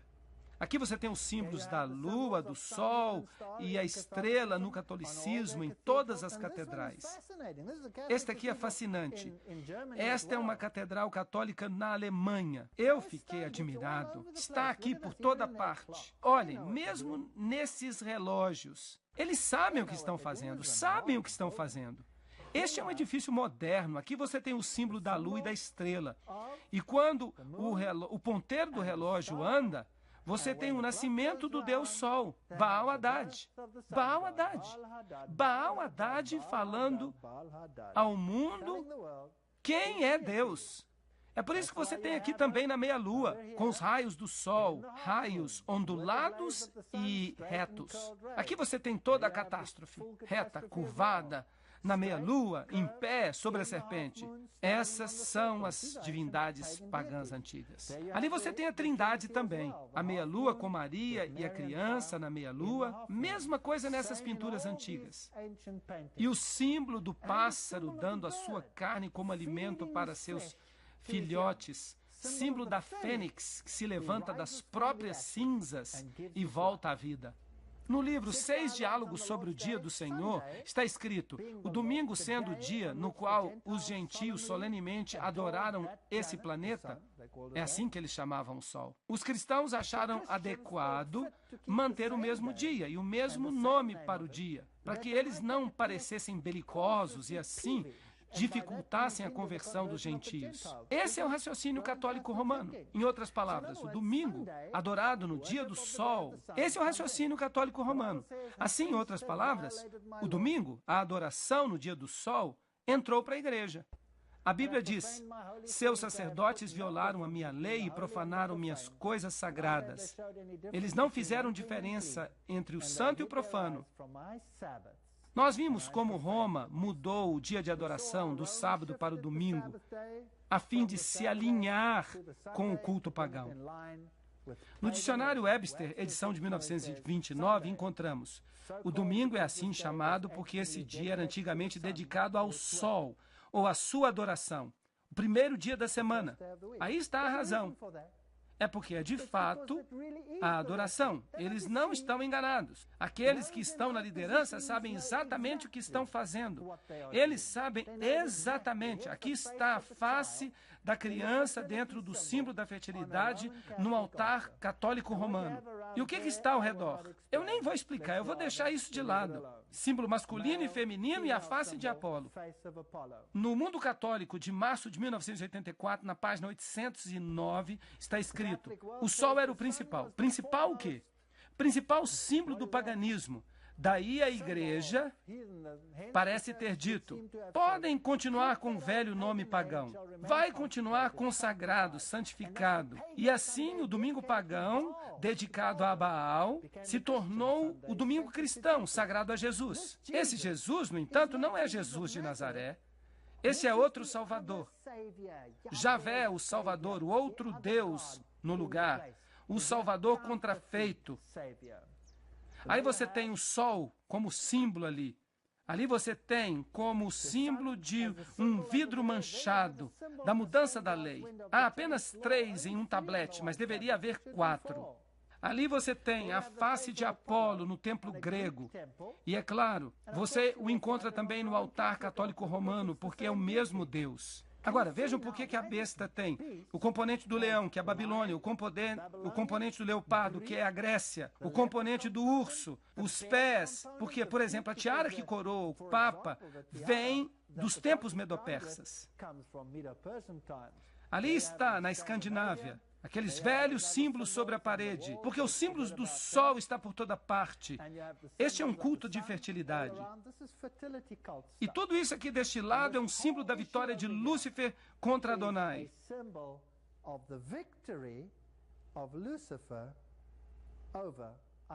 Nós vamos ter que entrar no ocultismo para ver isso. É uma coisa assustadora. Mas nós vamos falar sobre isso.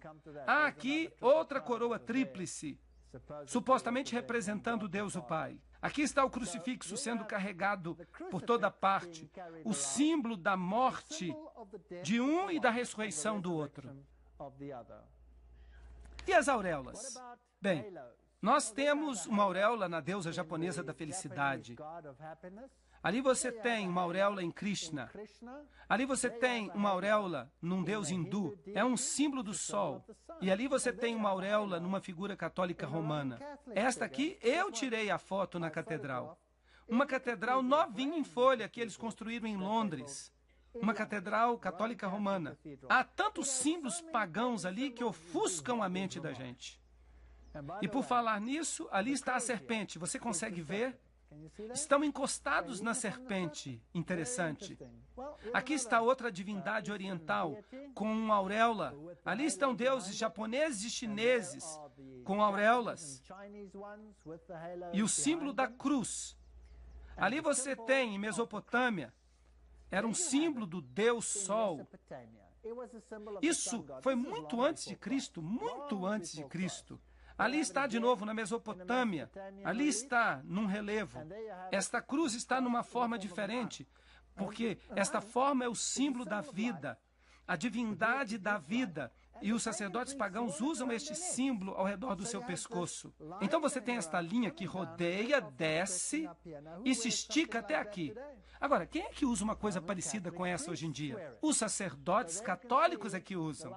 Esta parte indo em volta do pescoço e às vezes as linhas sobem pelo lado, simbolizando exatamente a mesma coisa.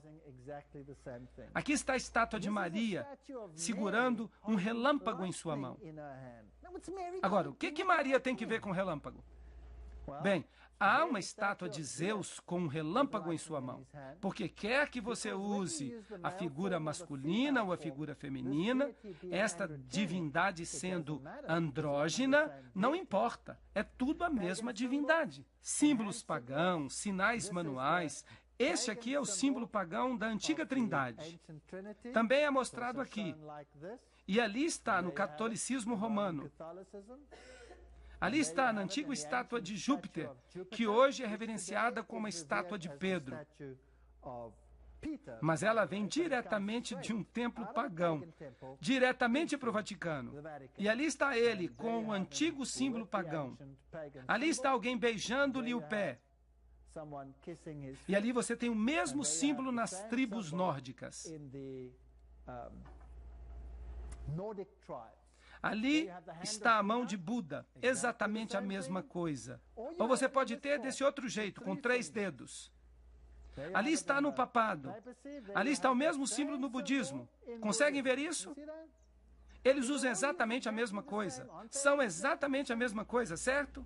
Por trás dos bastidores. Agora vamos falar das catedrais mais modernas. Aqui está o símbolo do Sol e um yin-yang tríplice, que é o antigo símbolo da adoração do Sol. Você o encontra na Catedral Católica Romana e esse aqui é fenomenal. Aqui está o símbolo num piso de Londres, a principal catedral católica, o antigo símbolo tríplice yin-yang, que foi reduzido agora apenas a 2, representando o bem e o mal. E no meio de tudo isso está essa estrutura. Se você não está satisfeito ainda, deixe-me levar você para esta catedral romana. Esta é uma catedral onde as pessoas mais importantes do mundo, eu estou falando aqui dos líderes mundiais, é aí que eles vão. O que é isso na porta desta catedral católica? Vocês reconhecem? um yin yang na porta da Catedral Católica e dentro da catedral. Que é isto? Quadrados brancos e pretos, representando o bem e o mal, do mesmo jeito que você vê na maçonaria. E o que é isso? A fênix se levantando das cinzas, símbolo da ressurreição e da vida que dá força ao porta-luz de Lúcifer. Muito interessante. Aqui você tem o tridente, ali outro tridente. Notem alguns tridentes são representados com linhas onduladas, outros com linhas retas. Aqui, de novo, a união do macho com a fêmea. Poseidon, Netuno, todos têm tridente. Será que nós vamos encontrar o tridente no catolicismo romano? Aqui está ele como símbolo. Ali está o tridente como símbolo no hinduísmo. E ali está ele na igreja. Nas igrejas católicas e anglicanas. E se você olhar com cuidado, às vezes você encontra o tridente abertamente, outras vezes sobre Cristo. Em alguns casos, tem o sinal manual pagão, e tem o globo pagão, e tem o tridente ali. Ali você tem a flor de lis. Eles usaram isto como símbolo porque tem uma conotação de fertilidade.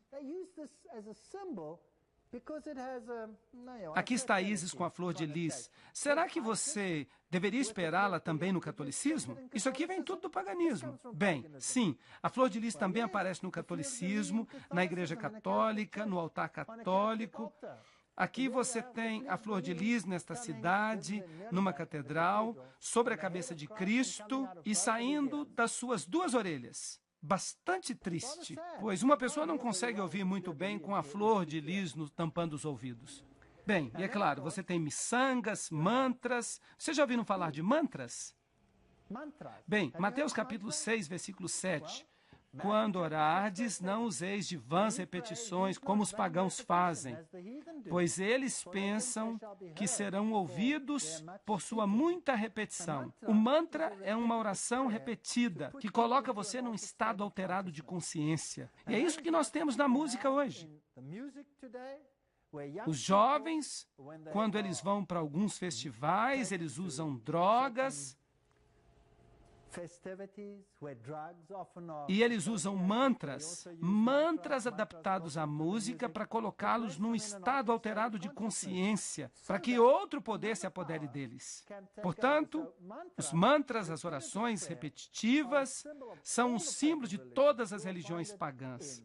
Você o encontra no Islã, você o encontra no catolicismo, você encontra em todas elas. E de onde vem o mantra? De Babilônia. Ali você tem os sacerdotes pagãos de Baal com as suas miçangas de mantra, os seus rosários nas mãos. Ali você tem as divindades hindus com seus rosários de mantra também nas mãos. E este, é claro, é um outro símbolo muito interessante. Este é o olho de Osíris, o olho do deus Osíris, o deus que tem um olho só. Ali você o tem num altar de uma catedral católica da França. É sempre o símbolo de Osíris, o símbolo da forma masculina de Osíris. Ou da forma feminina, a vaca sagrada, a deidade feminina. Ela era adorada no culto de fertilidade como uma vaca que dava leite, que nutria o seu filhote, ou como a linda mulher. E claro, tristemente, você tem esse símbolo provavelmente no seu bolso agora mesmo, se você tem uma carteira. E ali você tem o mesmo símbolo, o triângulo de 60 graus, que significa 60-60, o triângulo 666 nos mistérios, o zero não conta nada. Então você tem 360 graus, você tem 3, 6 e 0, você tem 9, 9 é o 6 de cabeça para baixo, 9 é um dos maiores números do ocultismo, e ali você tem o mesmo símbolo no altar católico. Aqui ele aparece no movimento da Nova Era, e quando você vai às catedrais, você o encontra por toda parte, o símbolo de Osíris. Ali está ele, na frente de uma catedral jesuíta. Aqui você tem a concha, símbolo do universo. Havia 360 graus no universo. Havia 36 salas por falar nisso. Todos os nossos sistemas são cheios da cultura pagã. Se você pegar um baralho, há 4 naipes, há 4 estações, há 52 cartas, há 52 semanas num ano. Porque você tem este movimento através do zodíaco, dos planetas. E tudo isso aparece no baralho, no xadrez, em todos esses jogos.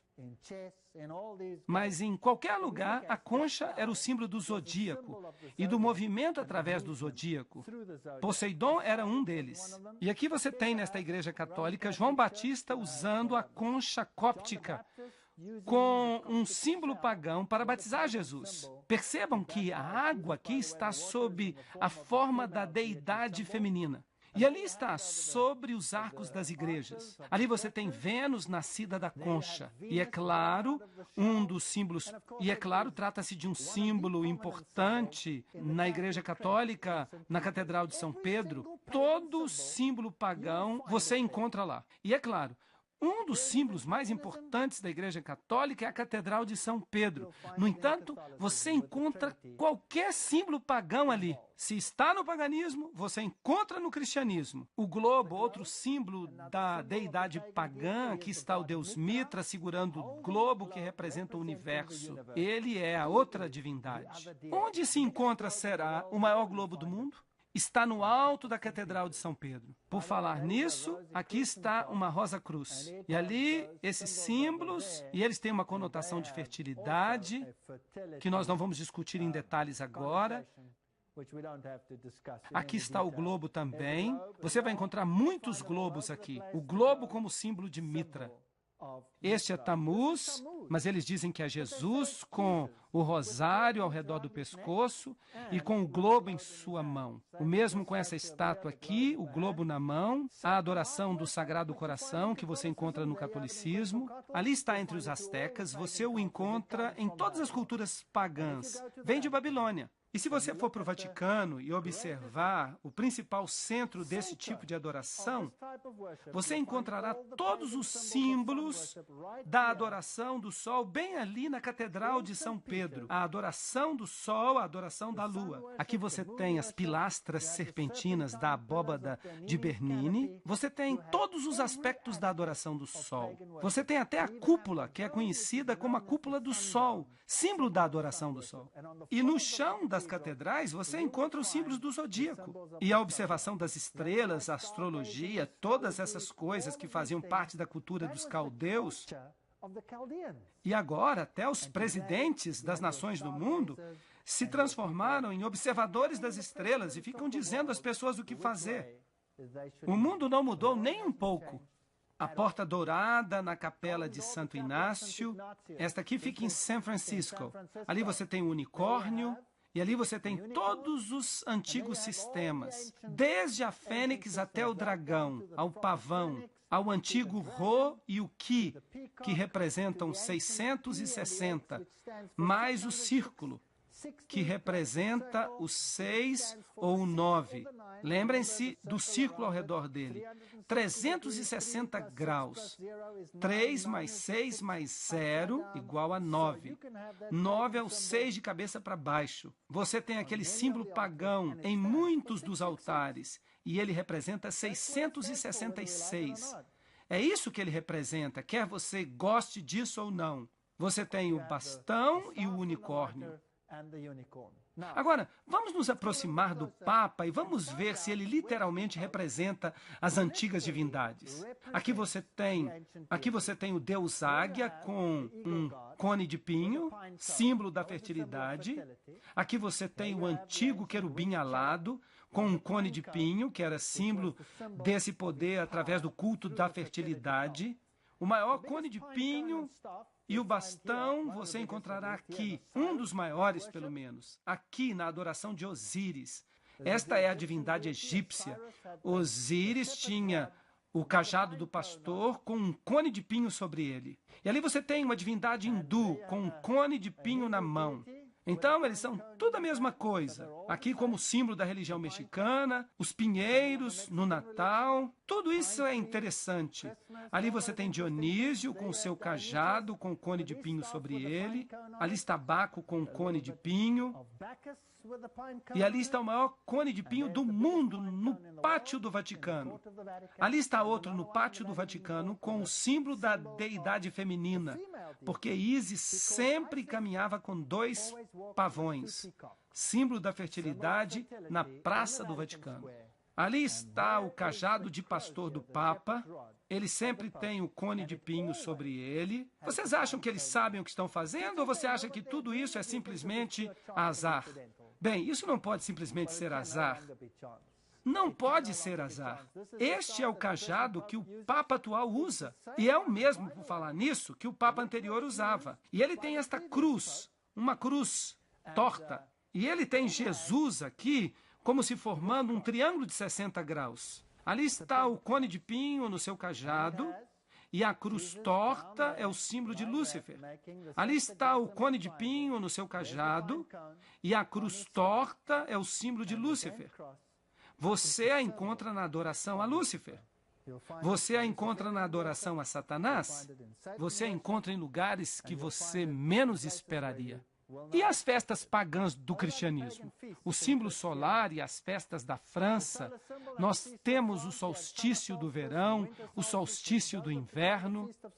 Aqueles que participam das festas de São João e da festa da Imaculada Conceição, eles saltam sobre o fogo. Esses são festivais católicos, mas são também festivais pagãos. Aqui você tem a antiga adoração europeia do sol e a adoração aos druidas.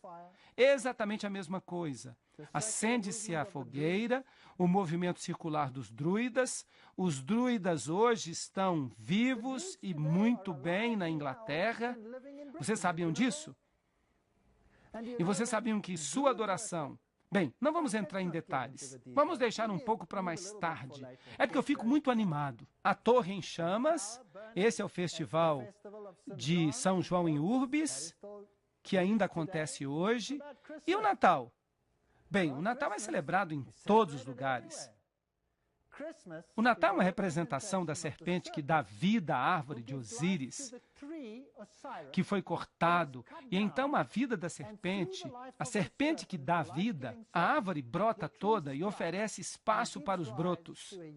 Esta foi decorada com globos redondos e iluminada em tempos antigos para celebrar o renascimento de Osíris sob a forma de Horus. Eles também pegam a lenha, que chamam de lenha de Yule, e a jogam no fogo, representando a morte e o sofrimento de Osíris com sua ressurreição. O visco, que é um símbolo de Natal, mas também de fertilidade e amor. Se você fica debaixo do visco e recebe um beijo, já era, você se apaixona. Bem, qual era o sacrifício que se fazia aos deuses naquele dia particular? O principal sacrifício era de 2 animais imundos, o ganso e o porco. Se você vai para a Europa, na Alemanha há o jantar do Natal, que é o ganso de Natal. Se você vai para a Inglaterra, é o presunto defumado. O presunto e o ganso, as 2 ofertas. Mais tarde, pássaros diferentes foram substituídos, mas a divindade do porco está bem aí. Aqui você tem a deusa Amaterasu. Aqui você tem a adoração da deusa Amaterasu. Aqui você tem a adoração da deusa Amaterasu ou Súria. Se é Amaterasu ou Súria, é irrelevante. Aqui Súria cavalga pelos céus com seu cavalo que puxa uma carruagem. E no solstício de inverno, Súria cavalga também os céus em sua carruagem. Bem, a depender de onde você está, aqui você tem Súria puxado nos céus por uma carruagem puxada a cavalo. Se você fosse Zeus, por exemplo, deus da Grécia, então você seria puxado nas nuvens através do céu no solstício, que era o dia 25 de dezembro. E você então viajaria numa carruagem puxada por bodes. Mas se você morasse nos países escandinavos, onde há bastante neve, que animal havia lá para puxar o Deus Sol através dos céus no dia 25 de dezembro? Bem, ali você tem o medalhão de Cibele. Ela está na carruagem, você tem o sol e a meia-lua, com uma estrela nascendo nela. E ali você tem de novo a miniatura Súria. É exatamente a mesma Súria. Se é Isabelle ou se está sobre a forma de outro deus, não importa. Se você for para Versalhes, na França, Hélio, em sua carruagem de sol, sai da água e é transportado. Esses são os símbolos. Eles celebram a transformação de Elias, já que ele cavalga pelo céu. Eles fizeram então uma deidade de sol. Eles pegam todos os símbolos do cristianismo e os transformam em símbolos pagãos. Agora, aqui está o Riton e Tita. Vocês percebem? O mesmo na Escandinávia. A carruagem sendo puxada por renas. Agora, de onde vem esse símbolo? Esse é um nome interessante, certo? Papai Noel, Santa Claus em inglês. Santa é a mesma coisa que santo, certo? Não, santa é uma coisa completamente diferente. Se você misturar as letras da palavra santa, então você vai obter o nome Satanás. Agora, quem foi que inventou esse velhinho feliz que viaja pelos céus? Quem o tornou disponível para todas as nossas crianças? Bem, foi o Walt Disney. E o Walt Disney era um maçom do grau 33. Agora, qual era o Deus do grau 33 da maçonaria? Bem, vamos perguntar isso para os maçons, porque eu não vou dizer isso. Eu poderia ficar encrencado. Vamos deixar que eles digam. Venham na próxima palestra e vamos ver qual era o Deus do grau 33 da maçonaria. Vamos agora dar uma olhada na origem de Papai Noel. A evidência do quarto século mostra que São Nicolas nunca existiu como ser humano. Trata-se de uma versão cristianizada de vários deuses marinhos pagãos. O deus grego Poseidon, o deus romano Netuno e o deus teutônico Rodnica. Os nicolaítas, por falar nisso, a Bíblia diz no livro de Apocalipse que Deus odeia as doutrinas dos nicolaítas. Aqueles que servem no trono de Nicolas. O Apocalipse diz isso sobre eles. Mas aqui nós temos Nicolas viajando pelo céu. E nossas crianças dizem, por favor, Papai Noel, São Nicolas, traga-nos um presente. Onde é que Jesus fica no Natal? Ele não fica em lugar algum no Natal. Nos primeiros séculos da igreja cristã, muitos deuses e deusas pagãs foram humanizados e convertidos em santos cristãos. Quando a igreja criou o personagem de São Nicolas, Papai Noel, eles adotaram o título de Poseidon, o marinheiro. Eles pegaram seu sobrenome de Nica. Vários templos de Poseidon se tornaram templos de São Nicolas, dos nicolaítas, a quem Deus odeia. Qual é a teologia de Papai Noel? Fala-se de Papai Noel para a maioria das crianças. Número 1, ele é onipresente, ele pode visitar centenas de milhões de lares numa noite. Número 2, ele é onisciente. Ele vigia cada criança, ele vê tudo, ele sabe tudo. Ele sabe se elas foram boas ou se foram más. Ele tem grandes poderes, ele pode fabricar presentes para centenas de milhões de crianças em uma noite. E cada um desses presentes é entregue para a criança certa. Ele é todo bondade e todo justiça. Ele decide se as crianças são boas ou não. A que é que isso equivale dizer? Bem, o historiador eclesiástico Sócrates atribui a introdução do festival da Páscoa na igreja à permutação de um velho costume, assim como muitos outros costumes. Isso está na Enciclopédia Britânica, volume 7. Assim, está é o centro da festa da Páscoa. Vocês sabiam que o Papa mudou o calendário para alinhá-lo? É por isso que nós temos o calendário gregoriano hoje, para alinhá-lo com a festa pagã de Ishtar e forçar a sua adoração no mundo cristão. Isso é paganismo. Nós pensamos que somos cristãos, mas não somos. Vamos ver a Enciclopédia Católica, ela vai nos ajudar aqui. O fogo da Páscoa é aceso no alto das montanhas. Esse é um costume de origem pagã, mas a igreja adotou sua observância na cerimônia de Páscoa. Eles admitem. Bem, a Páscoa, o ovo, Heliópolis, Tifão, o ovo. Onde você lê sobre o coelhinho da Páscoa e os ovos na Bíblia? Eu nunca vi isso na Bíblia. Mas aí está, ovos pintados antes de Cristo. Vem do paganismo. Vem da adoração do sol. Ali está outra roda solar que a Madonna está segurando. É uma representação moderna num altar católico. E a maior roda solar do mundo está na Praça do Vaticano. Aí está. Agora, esta é uma história interessante. Esta roda solar, ela tem 8 aros. Você pode contá-los aqui. 1, 2, 3, 4, 5, 6, 7, 8. No meio você tem o símbolo principal do Deus Sol, que é o círculo, com a cruz dentro dele. Vocês se lembram que eu mostrei para vocês o touro e o leão olhando na direção do círculo com uma cruz dentro? Esse é o símbolo da adoração do sol. E no meio você tem isto aqui. Veja, o símbolo de Osíris transportado do Egito para este lugar específico. E foi o Papa que o moveu para esse lugar. E ele contratou algumas pessoas para transportá-lo. E ele decidiu que, se aqueles que transportavam isso para este lugar deixassem-no cair e quebrasse, todos os trabalhadores seriam executados. E foi por isso que foi muito difícil encontrar alguém disposto a fazer o transporte. Mas eles finalmente transportaram e o erigiram. Agora, a coisa interessante é que você tem essa imensa roda solar e você tem uma roda dentro da roda. Ali está, a roda dentro de uma roda maior. Agora, o trono de Deus em Ezequiel é descrito como uma roda dentro de outra roda. E aqui está o trono de uma outra divindade, descrito como uma roda dentro de outra roda. Nós temos hoje em nosso planeta um representante vivo, real, de todas as divindades de Babilônia.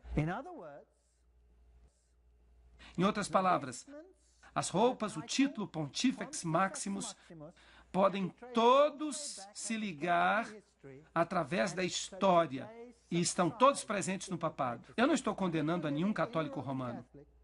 Lembrem-se que eu não estou falando de pessoas, eu estou falando de um sistema. Esse sistema o representa. E eu creio que há muitos sacerdotes no catolicismo que servem a Deus com o melhor de sua consciência e Deus os reconhece como seus filhos. Eu creio isso. Eu já me encontrei com muitos deles. Mas quando eles descobrem a verdade, eles saem de Babilônia como povo de Deus. Você não pode servir a Baal e a outro Deus ao mesmo tempo. Você não pode servir ao bem e ao mal ao mesmo tempo. Você não pode ter 2 senhores. Portanto, há uma escolha a fazer. Agora, se nós sabemos que esse sistema não representa Jesus Cristo, mas representa o portador de luz, nome oculto de Lúcifer, então nós precisamos tomar a decisão. E eu estou lhes dizendo hoje à noite que eu creio, de fato eu sei, eu estou convencido.